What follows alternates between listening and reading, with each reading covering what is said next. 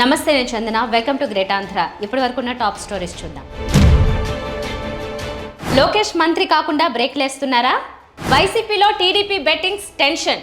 అచ్చెన్న ఎక్కడ? కులం డబ్బు, ఎన్నికల శాసనాలు. B2 బోడిగుండుతో ముడి బురద జల్లుడు. అధికారంలోకి వచ్చేస్తున్నాం, ఇక విచ్చలవిడిగా చెలరేగిపోదాం. 2014 తర్వాత 5 ఏళ్ల పాటు ఏ రకంగా దోపిడీ పర్వం కొనసాగిస్తూ వచ్చామో అదే తరహాలో విజృంభించి దోచుకుందాం అనే ఆలోచనలు ప్రస్తుతం తెలుగుదేశం పార్టీలో అనేక మందికి ఉండవచ్చు. కొన్ని సర్వేలు కూటమి గెలుస్తుంది అని చెబుతున్న నేపథ్యంలో వారు ఆశల పల్లకిలో ఊరేగుతుండవచ్చు. అలాగే మంత్రి పదవుల విషయంలో కూడా మాకు పదవి అంటే మాకు పదవి అనుకుంటూ ఆశావాహులు తమ తమ ప్రయత్నాలను ప్రారంభించి ఉండవచ్చు. అదంతా ఒక ఎత్తు అయితే, చంద్రబాబు నాయుడు కొడుకు నారా లోకేష్కు కేబినెట్లో చోటు లేకుండా సొంత పార్టీ నాయకులే బ్రేకులు వేస్తుండడం మరొక ఎత్తు. ఒకవైపు నారా లోకేష్ను ఆకాశానికి ఎత్తేస్తూ పొగుడుతున్నట్టుగానే కనిపిస్తున్నారు. కానీ ఆయనకి మంత్రి పదవి దక్కకుండా చేయడానికి ఒక స్కెచ్ ప్రకారం ముందుకు వెళ్తున్నారా అనే అనుమానాలు కలుగుతున్నాయి. విజయవాడకు చెందిన తెలుగుదేశం పార్టీ నాయకుడు బుద్దా వెంకన్న తాజాగా ఒక విలేకరుల సమావేశం పెట్టారు. రాజకీయ నాయకుడిని అనే బిల్డప్ ఇవ్వడానికా అన్నట్లుగా ఎన్నడూ లేని విధంగా ఒక హాఫ్ కోటు కూడా తొడుక్కుని మరీ విలేకరుల సమావేశంలో ప్రసంగించారు. ఆయన ప్రసంగంలో ప్రధాన ఎజెండా ఏంటంటే, కూటమి అధికారంలోకి వచ్చిన తర్వాత చంద్రబాబు నాయుడు ముఖ్యమంత్రిగా పదవీ ప్రమాణ స్వీకారం చేసే ముహూర్తానికి రాష్ట్ర పార్టీ సారథ్య బాధ్యతలను నారా లోకేష్ చేతిలో పెట్టాలని అంటున్నారు. ప్రస్తుతం రాష్ట్ర పార్టీ సారథిగా ఉన్నటువంటి కింజరాపు అచ్చెన్నాయుడును కేబినెట్లోకి తీసుకోవాలని చంద్రబాబు నాయుడుకు మార్గదర్శనం చేస్తున్నారు బుద్దా వెంకన్న. దాని అర్థం ఏంటంటే, కేబినెట్లో ఉన్న వాళ్ళు రాష్ట్ర పార్టీ సారథ్యం చేయాల్సిన బాధ్యత నుంచి తప్పుకోవాలని, ఇండైరెక్ట్గా రాష్ట్ర పార్టీ సారథిగా పూర్తి బాధ్యతలు లోకేష్ చూసుకుంటూ కేబినెట్లో ఉండకూడదు అని కూడా సంకేతాలు ఇస్తున్నారు. బుద్దా వెంకన్న తెలుగుదేశం పార్టీకి వీర విధేయుడైన ద్వితీయ శ్రేణి నాయకుడు. చంద్రబాబు నాయుడు మాకు దేవుడు అంటూ విపరీతమైన స్తోత్ర పాఠాలు పఠిస్తున్న ఆయన తనకు కూడా మంత్రి పదవి దక్కుతుందేమోనని ఆశపడుతున్నారేమో తెలియదు, కానీ లోకేష్కు మాత్రం మంత్రి పదవిని దక్కకుండా అడ్డుపడుతున్నారు.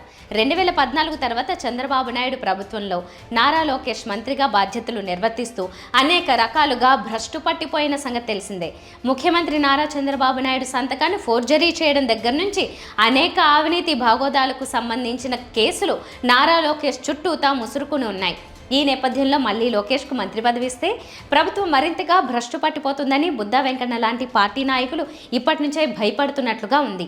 అందుకే లోకేష్ను కేబినెట్లోకి తీసుకోవద్దు అని డైరెక్ట్గా చెబితే హట్ అవుతారనే భయంతో ఇండైరెక్ట్గా ఆయన చేతిలో పార్టీ పగ్గాలు పెట్టాలని డొంక తిరుగుడు డైలాగులు చెబుతున్నట్లుగా ప్రజలు భావిస్తున్నారు.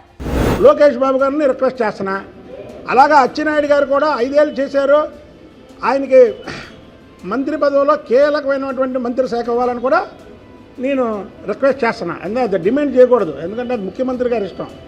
కాబట్టి ఆయన బీసీ నాయకుడిగా పాపం జైలుకి వెళ్ళినా ఆయన చానాళ్ళు కష్టపడినా సరే పార్టీకి అంకిత భావంతో నిజంగా ఆయన నియోజకవర్గం కూడా వదిలేసి పార్టీ ఆఫీసులో ఉన్నాడు. కాబట్టి అచ్చెన్నాయుడు గారికి న్యాయం చేయాలా, సేమ్ టైం పార్టీ అధ్యక్ష బాధ్యతలు లోకేష్ బాబు గారికి అప్పచెప్పాలని మేము మాత్రం చంద్రబాబు నాయుడు గారిని డిమాండ్ చేస్తాం. అధికారంపై వైసీపీలో టీడీపీ బెట్టింగ్ సవాల్ టెన్షన్ పుట్టిస్తోంది. వైసీపీ అధికారంలోకి వస్తుందని ఆ పార్టీ నాయకులు కార్యకర్తల్లో ధీమా ఉంది. కానీ బెట్టింగ్స్ విషయంలో టీడీపీలో జోష్ కనిపిస్తోంది. ఇక్కడే వైసీపీలో అనుమానం కలుగుతోంది. అధికారం మాదే, మీది రూపాయి, మాది రూపాయిన్నర, దమ్ముంటే బెట్టింగ్స్ పెట్టండి అని వైసీపీ నాయకులకు టీడీపీ నాయకులు సవాల్ విసురుతున్నారు. ఈ సవాల్కు ఎలా స్పందించాలో తెలియక దిక్కుతోచని స్థితిలో వైసీపీ నేతలు ఉన్నారు. దీంతో రాష్ట్ర వ్యాప్తంగా ఎలా ఉందంటూ తమకు తెలిసిన నాయకులను వైసీపీ నేతలు ఆరా తీస్తున్నారు. రాయలసీమ నాయకులైతే కోస్తా, ఉత్తరాంధ్ర ప్రాంతాల వారికి, ఆ ప్రాంతీయులైతే సీమవాసులకి ఫోన్ చేస్తూ ఏ పార్టీకి ఎన్ని సీట్లు వచ్చే అవకాశం ఉందో తెలుసుకుంటున్నారు. అయినప్పటికీ బెట్టింగ్స్ పెట్టడానికి వైసీపీ నుంచి ముందుకు రాని పరిస్థితి. తమ నాయకుడైన ముఖ్యమంత్రి వైఎస్ జగన్మోహన్ రెడ్డి 150కి పైగా సీట్లు వస్తాయని చెప్పారని, అన్ని కాకపోయినా కనీసం ప్రభుత్వం ఏర్పాటు చేసేందుకు అవసరమైన సీట్లు రావా అని అధికార పార్టీ నేతల మధ్య చర్చ జరుగుతోంది. ఈ నేపథ్యంలో టీడీపీ సవాల్ను స్వీకరించి బెట్టింగ్ వేద్దామా అని అధికార పార్టీ నేతలు తర్జన భర్జన పడుతున్నారు. టీడీపీ బెట్టింగ్ సవాల్ను పట్టించుకొని అధికార పార్టీ నాయకులు తప్పనిసరిగా తమదే అధికారం అని నమ్మకంగా ఉన్నారు. అయితే బెట్టింగ్ విషయంలో మాత్రం కాస్త వెనకడుగు వేస్తున్న మాట నిజం. టీడీపీ నేతలు గతంలో కూడా ఇలాగే అధికారం తమదే అని బీరాలు పలికారని వైసీపీ నేతలు గుర్తు చేస్తున్నారు. 4వ తేదీ అందరి కథలు బయటపడతాయని అంటున్నారు. ఏపీలో టీడీపీకి అధ్యక్షుడు ఉన్నారు, ఆయనే కింజరాపు అచ్చెన్నాయుడు. చంద్రబాబు జాతీయ అధ్యక్షుడైనా ఏపీలోనే ఆయన ఉంటారు కాబట్టి అచ్చెన్నాయుడుకు అంతా కీలకంగా వ్యవహరించాల్సిన అవసరం పడడం లేదు. బాబు లేకపోతే చిన్నబాబు ఉంటారనుకుంటే ఈ ఇద్దరు అధినేతలు విదేశాలకు వెళ్ళినట్లుగా ప్రచారంలో ఉంది. అప్పుడు ఏపీలో కీ రోల్ ప్లే చేయాల్సింది అచ్చెన్నాయుడే కదా అన్నది అంతా అంటున్న విషయం. అయితే మాజీ మంత్రులు టీడీపీ సీనియర్ నేతలు హడావిడి చేస్తున్నారు. వారే ఈసీని కలుస్తున్నారు, డీజీపీకి లేఖలు రాస్తున్నారు, ప్రెస్ మీట్లు పెడుతున్నారు. ఇలా హల్చల్ అంతా వారే చేస్తున్నారు. ఏపీలో టీడీపీకి ప్రెసిడెంట్ ఉన్నారు, ఆయన నాయకత్వంలో పనిచేయాలన్న ఆలోచన లేదా అన్న డిస్కషన్ అయితే నడుస్తోంది. అచ్చెన్నాయుడు కూడా పోలింగ్ తర్వాత సైలెంట్ అయిపోయారు. ఆయన తన పని తాను అన్నట్లుగా ఉన్నారని అంటున్నారు.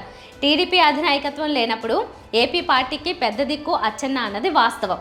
కానీ ఆచరణకు వచ్చేసరికి మాత్రం చాలామంది నేతలు తయారవుతున్నారు. వారే తాము హైకమాండ్ అన్నట్లుగా వ్యవహరిస్తున్నారు. పార్టీలో కొత్తగా చేరిన నేతల నుంచి అందరూ మాట్లాడేవారే ఉన్నారు అని అంటున్నారు. గతంలో చంద్రబాబు జైలుకు వెళ్ళినప్పుడు కూడా ఇలాగే చాలామంది నాయకులు వచ్చి హడావిడి చేశారు. అప్పుడు కూడా అచ్చెన్నాయుడు పాత్రను పరిమితం చేశారు అన్న ప్రచారం సాగింది. ఎన్నికలకు సంబంధించి పచ్చి నిజాలు మాట్లాడుకోవాల్సి వస్తే కులం, డబ్బు అత్యంత కీలక పాత్ర పోషించాయి. ఈ రెండే ఎన్నికలను శాసించేవని చెప్పక తప్పదు.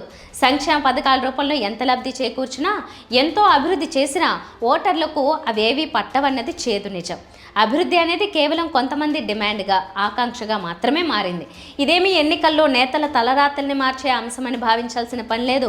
అభ్యర్థి మన కులపోడా అయితే ఓకే, అటువైపు అభ్యర్థి అభివృద్ధి పనులు బాగా చేసినప్పటికీ అబ్బే ఓటర్లకు అవేవి పట్టవు.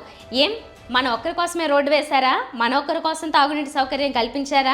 మన ఒక్కరికే సంక్షేమ పథకాలు అందిస్తున్నారా? ఆ సొమ్ము ఏమైనా సీఎం సొంత డబ్బా?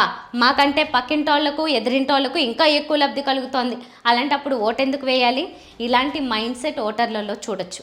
ఎన్ని సంక్షేమ పథకాలు అందించినా, ఎంత లబ్ధి చేకూర్చినా ఓట్ల రోజు మాత్రం ఓటుకు ఎంత ఇచ్చారన్నదే ముఖ్యం. అభివృద్ధిని చూసి ఓట్లు వేస్తారని అనుకోవడం ఉత్త భ్రమ.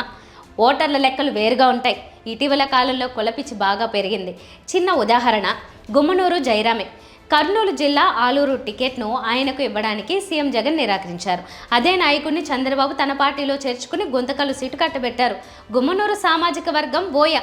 ఆ సామాజిక వర్గానికి చెందిన ఓటర్లు గుంతకల్లు నియోజకవర్గంలో ఎక్కువగా ఉన్నారని, అలాగే ఆయన వద్ద బాగా డబ్బు ఉందనే కారణంతో ఎంత వ్యతిరేకత వస్తున్నా జయరాం వైపే చంద్రబాబు మొగ్గు చూపారు. అలాగే నరసరావుపేట ఎంపీ టికెట్ను మాజీ మంత్రి అనిల్ కుమార్ యాదవ్కి ఇవ్వడానికి కారణం కేవలం సామాజిక వర్గమే. యాదవులు ఎక్కువ ఉన్నారనే కారణంతో సిట్టింగ్ ఎంపీ కృష్ణదేవరాయల్ని కాదని అనిల్ వైపు జగన్ నిలిచారు. ఇలా ఎన్ని ఉదాహరణలైనా చెప్పుకోవచ్చు. F2 అనే సినిమా మనకు తెలుసు. F2 అంటే ఫన్ అండ్ ఫ్రస్ట్రేషన్ అనే డెఫినేషన్ చెప్పుకున్నాడు దర్శకుడు.